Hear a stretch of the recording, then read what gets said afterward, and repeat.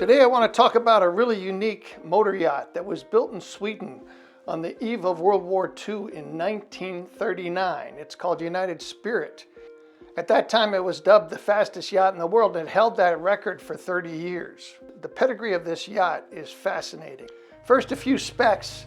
It's 112 feet long, 34.2 meters. It's got a draft of only 1.1 meters, which is 3.5 feet. And as you probably guessed, it's got jet drive engines in order to have that kind of draft. It's been repowered with MTUs, and the current owners repowered it and set it up so that it would be economic to run. Because as you know, vessels this size, whether they're Mangustas or Pershings or Leopards, they tend to have a lot of horsepower and eat up a lot of fuel to get their speed.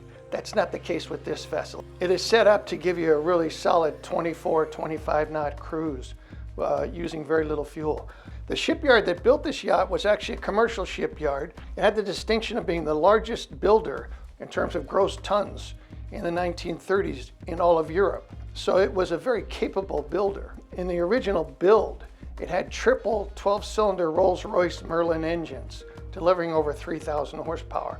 These are the same engines that were used by the rum runners in the United States in the 1920s. But more interestingly, leading up to World War II, the Brits and the Americans were developing these fast torpedo boats, or so-called PT boats, and they had the same engine configuration, and they had a top speed of over 40 knots.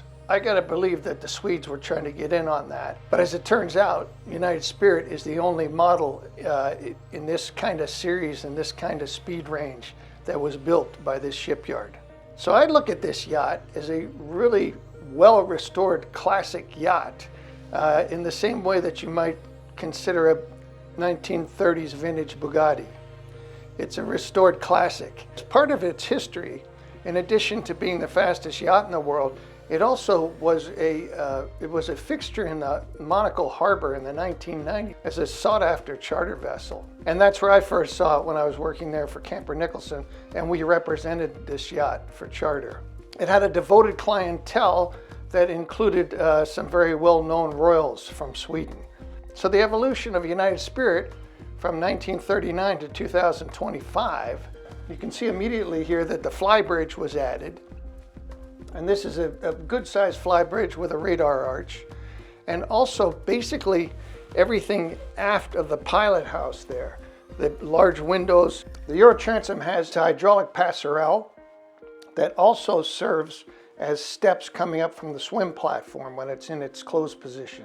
When they extended the deck house, of course, they added an interior. This has been renewed several times. Once by Tony Castro in the UK, and this interior, I believe, was done by Southampton Yacht Services in the UK.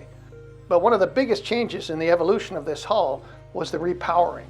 So it had these triple Merlin engines, which are actually gas-powered. In 2004, the entire engine room was re-engineered and repowered with twin MTU engines. And these are 10-cylinder engines that have low load factors, and these engines have been factory serviced and only have 250 hours since new. They're actually powered down to match the output of the Kamewa water jets. A big part of the repowering project was to install an entirely new bridge with joystick controls and new electronics that you can see here. Now, a really fascinating thing about this yacht, the original hull is aluminum. So in 1991, what they did was they took this bare aluminum hull and in effect they encased it inside of a fiberglass hull. So the vessel as it sits today is effectively a fiberglass hull with an aluminum coating inside of it. They sanded down the aluminum to get it ready to apply a special glue formula that they had. They vacuum pressed a hard foam over the aluminum. And the result is that United Spirit effectively has a double hull. They not only encased the hull, including the underwater parts of the hull, but they also coated the decks, which have teak on top of them, and they coated the superstructure. And here's a very interesting part of it. 14 years after this system was applied, the Royal Institute of Technology in Stockholm conducted tests on this fiberglass coating. The only place where they'd found any anomalies was right under the engine where a rivet had let some hydraulic fluid through, and that had caused a small separation in the glue there, which they sealed up and fixed. But there were no other anomalies in the hull, and it was completely effective, and it still is today. The system was certified by Germanischer Lloyds in 2010, so it's class approved. And as you can see there, it acted as a fairing. You've got a very fine hull finish on there, and but it's not heavy like fairing. It's not mud, it's a lightweight foam. And it increases the strength of the hull. And we've got documents to show how that was tested. So the hull today is actually stronger than the aluminum hull was originally by quite a big factor. It provides a high degree of thermal insulation for both heat and cold, and they don't get condensation inside the hull. It also serves to deaden the sound and vibration, which is a big plus. This vessel is available now for purchase through Yatsu, and we're looking for an owner that will appreciate the speed, the fuel economy, shallow draft, how cool it looks, and this unique pedigree. There is no other yacht like it in terms of its performance and its history.